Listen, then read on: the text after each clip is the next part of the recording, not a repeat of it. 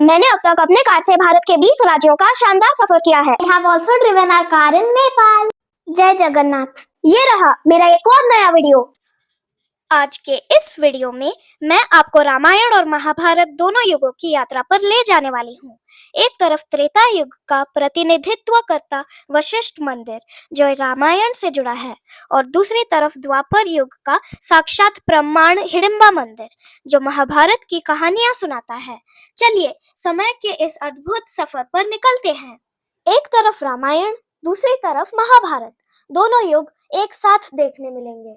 अगर आप सो रहे हो तो सपनों से बाहर आ जाओ, अगर जाग रहे हो तो इतिहास की इस जिंदा कहानी को बस आंखों से नहीं दिल से महसूस करने के लिए तैयार हो जाओ। नमस्ते दोस्तों, मैं हूँ टाइनी ट्रैवलर तानिया और आज मैं आपको ले जाने वाली हूँ मनाली की उन जगहों पर जो सिर्फ सुंदर ही नहीं बल्कि इतिहास और कहानियों से भरी हुई है। तो चलिए शुरू करते हैं एक ऐसी जर्नी जो आपको मनाली के दिल तक ले जाएगी। सबसे पहले हम जा रहे हैं एक ऐसे मंदिर में जो हजारों सालों पुराना है। ये है वशिष्ठ टेम्पल। ये है वशिष्ठ मंदिर। कहते हैं कि महर्षि वशिष्ठ जो श्री राम के कुल गुरु थे, यहाँ तपस्या करते थे। उनका आश्रम भी इसी जगह था और इसी वजह से ये मंदिर उनकी याद में बना है। यहाँ पे एक पवित्र कुंड है जिसमें नहाने से हर रोगी ठीक हो जाता है और ये पानी गर्म है। हाँ, एकदम नेचुरल हॉट स्प्रिंग। क्या आपने कभी देखा है ऐसा? एक ठंडी जगह पे इतना गर्म पानी कैसे हो सकता है? क्या ये एक प्राकृतिक चमत्कार है या एक अद्भुत विज्ञान का उदाहरण?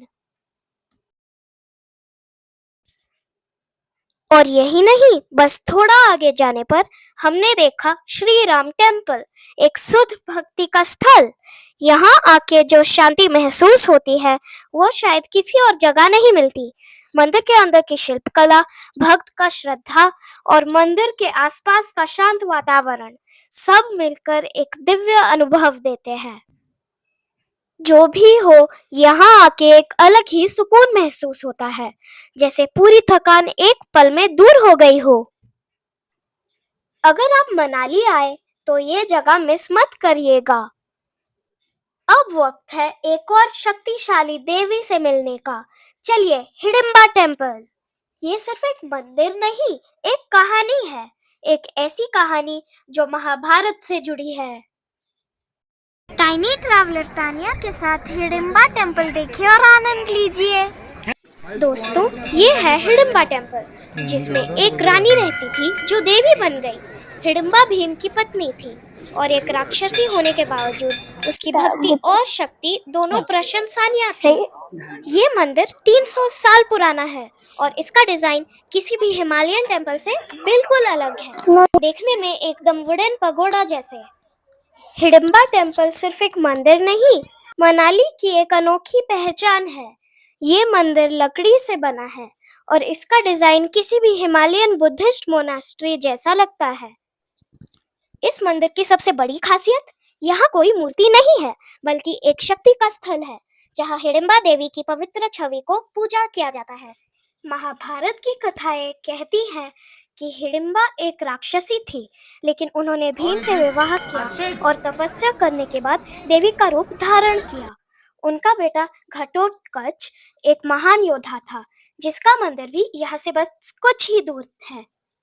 मंदिर के चारों तरफ घने देवदार के पेड़ एक प्राचीन और रहस्यमय माहौल बनाते हैं। ऐसा महसूस होता है जैसे हम किसी और युग में चले आए हो। अगर मनाली आए और हिडिंबा टेम्पल नहीं देखा तो क्या देखा? अब चलिए मिलते हैं घटोत्कच मंदिर में और फिर चलते हैं एक और जबरदस्त सफर पर रोहतांग पास की ओर। अगर आपने महाभारत देखा है तो घटोत्कच का नाम जरूर सुना होगा।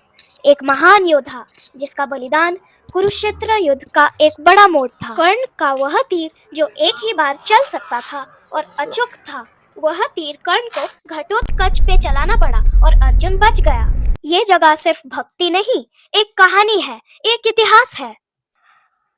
और अब दोस्तों, वक्त है इस ट्रिप के सबसे खूबसूरत और रोमांचक सफर का, रोहतांग पास, जिसका मुझे बेसब्री से इंतजार था।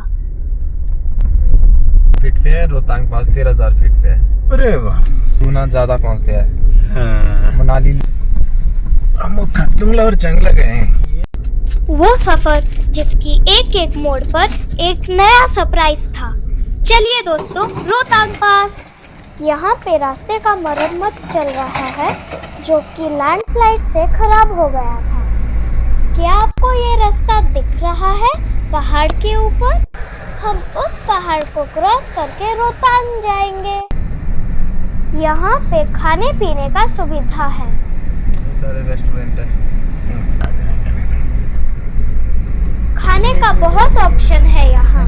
अगर आप रोहतांग आए हैं तो आप यहाँ खाना खा लीजिए, क्योंकि इसके आगे खाना का ऑप्शन नहीं मिलेगा। यहाँ से रोहतांग 13 किलोमीटर दूर है। जब हमने गाड़ी चलाई तो सामने सिर्फ बादल और पहाड़ दिख रहे थे। एक तरफ गहरे खाई, दूसरी तरफ बर्फ से ढके पहाड़। रोहतांग के रास्ते पर आसमान में रंग बिरंगे पतंगों की तरह उड़ते बहुत सारे पैराग्लाइडर्स नजर आए। और जैसे जैसे ऊपर जा रहे थे वैसे वैसे ऑक्सीजन कम हो रही थी, लेकिन एक्साइटमेंट बढ़ रही थी। ये रास्ता सिर्फ एक रोड नहीं, एक एडवेंचर है। और दोस्तों, जब हम रोहतांग टॉप पहुंचे, लग रहा था जैसे एक अलग दुनिया में आ गए हो। हर तरफ सिर्फ स्नो, साइलेंस और एक ऐसी ठंडक जो दिल तक महसूस होती है।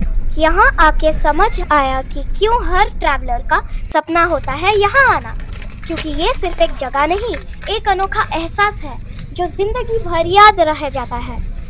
जैसे ही रोहतांग पास की तरफ गाड़ी बढ़ती है, एक नया सफर शुरू होता है। एक ऐसा सफर जो सिर्फ एक रास्ता नहीं बल्कि एक एडवेंचर है। सड़क एक तरफ गहरी खाई, दूसरी तरफ बर्फ से ढकी पहाड़ियाँ और बीच में हमारी गाड़ी आगे बढ़ रही है। यहाँ मौसम का कोई भरोसा नहीं, एक पल धूप चमकती है, दूसरे ही पल बादल सब कुछ ढका देते हैं और कभी कभी तो इतना दूध जैसा फॉग होता है कि सामने का रास्ता तक नहीं दिखता। और जब फाइनली रोहतांग टॉप आता है, वाह, ऐसा लगता है जैसे आसमान के एकदम करीब आ गए हो। और सबसे बड़ा सुकून, यहाँ सिर्फ हम बर्फ और वो खामोशी जो सिर्फ पहाड़ों में महसूस होती है।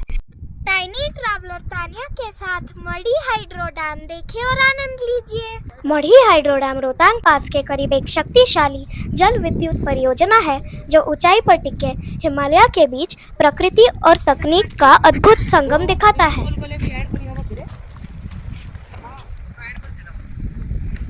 मढ़ी हाइड्रो डैम देखो बहुत देसी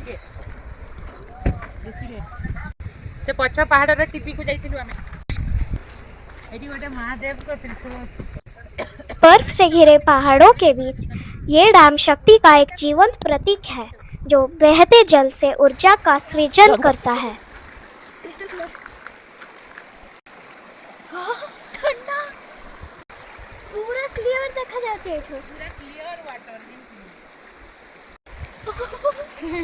so cold। गरम अच्छे छुंजी गरम अच्छे किछि। और अब वक्त था वापस जाने का। दिल भारी यादों से भरा हुआ था। ये सफर सिर्फ एक ट्रिप नहीं, एक कहानी बन चुका था जो मैं हमेशा याद रखूंगी। Hi, this is me Tanya. Please subscribe to my channel, like and share my videos. Thank you for watching. Bye.